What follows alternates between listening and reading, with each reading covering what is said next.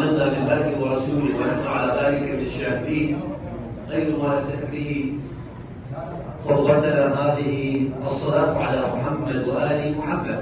اللهم صل على محمد وآل محمد. نبارك لكم الأخوة الإسلامية هذا اليوم الذي جعله الله عز وجل عيدا للمسلمين. هذا العيد الذي يقول عنه الإمام الرضا سلام الله عليه ما مضمونه أنه مجمع للمسلمين ويوم تضرع ويوم فطر. حقيقة نحن كنا في هذا الشهر في ضيافة الله، الشهر الموصل بالرضا، في ضيافة الله عز وجل. نسأل الله عز وجل أن يجعلنا ضيوفه على مدار السنة. شايف انت مرات إذا كان المضياف كريم مش قد ترتاح. هذا الشهر اللي الله عز وجل اللي وفقنا على صيامه وعلى قيامه. كان الإمام الأمير المنير سلام الله عليه يقول ما مضمون أن العيد لمن صام ولمن قام وليس العيد من لبس الجديد، وإنما العيد من خاف الوعيد. إذا نحن في هذا الشهر ندعو الله عز وجل طماعين، إن قلنا يا رب العالمين أنه اجعلنا في هذا الشهر في ضيافتك ليس في هذا الشهر، شهر رمضان المبارك، بل على مدار السنة. لأنه حقيقة كانت في هذا الشهر، شهر رمضان المبارك، الشياطين فيها مضلولة أو السماء مفتوحة، فنسأل الله أن لا يغلقها بوجوهنا.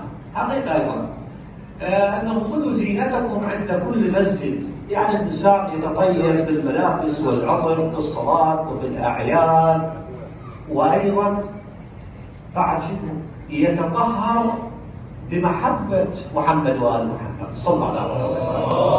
صل على محمد وآل محمد. لأنه خدمة محمد وآل محمد أعظم شرف وأعظم مسار في قلوب المؤمنين، هو أن يكون الإنسان خادما لمحمد وآل محمد. أتذكر رواية أنه جاء مجموعة إلى الإمام الصادق عليه السلام، فقلنا أحدهم سأل قال أنا أتي إلى الحاج مع مجموعة من الأصدقاء ويخلوني قرب راحلتهم، أو هيئلهم الطعام وهيئلهم وهم يقولون يحجون ويرمون يطوفون وأنا قاعد أخدم. شوف الإمام قال إن أجرك أعظم منهم. أجرك أعظم منهم. هذا الشيء يقول إنه الإنسان مرات حتى شوف يروح هسه المشي مثلا على سبيل الفرض، نروح مشي وين؟ نروح مشي للحسين سلام الله عليه، أو أكو موكب خدمي. هذول الخدمة أجرهم وين؟ أجرهم أعظم من المشاية. القصد إحنا خلينا نكون من هذا المنطلق، خلينا نكون في خدمة محمد وآل محمد. لكن الخدمة شلون؟ الخدمة أولا الإنسان يتطهر منين؟ أن يتطهر من الحقد، من الأهواء، من التعصب، ويفتح صفحة جديدة. هذا اليوم أول يوم من أيام السنة اللي جعلها الله عز وجل للأكل والشرب. في شهر رمضان عندنا آخر شهر، هذا اليوم هو أول يوم من أيام السنة، فنعاهد الله عز وجل، نعاهد على من؟ نعاهد على الطاعة وعلى التقوى. وإلا شهر رمضان مثلا شنو الغاية منه؟ كتب عليكم الصيام كما كتب على الذين من قبلكم شنو الغاية؟ لعلكم تتقون. إذا هي الغاية هي التقوى. الإنسان إذا ما عنده تقوى العمل شنو؟ إنما يتقبل الله منين؟ إنما يتقبل الله من المتقين. فإذا تطهر الإنسان تطهر منين؟ تطهر من الحقد، من الكراهية، لأنه هذا القلب، قلب الإنسان هو عرب الله، هو بيت الله.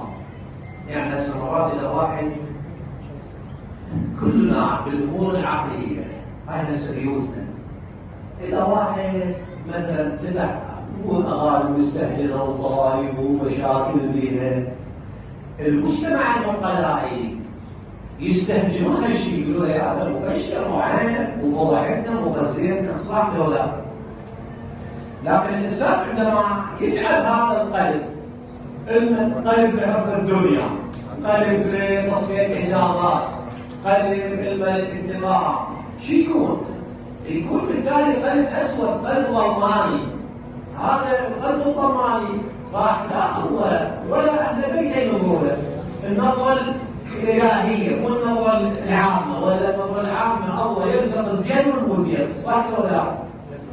الزين والمزين الله يرزقهم، لكن هناك النظرة، هذه النظرة القلبية اللي يحددها أمير المؤمنين، يقول إن الله عز وجل ينظر إلى قلوب العباد الطاهرة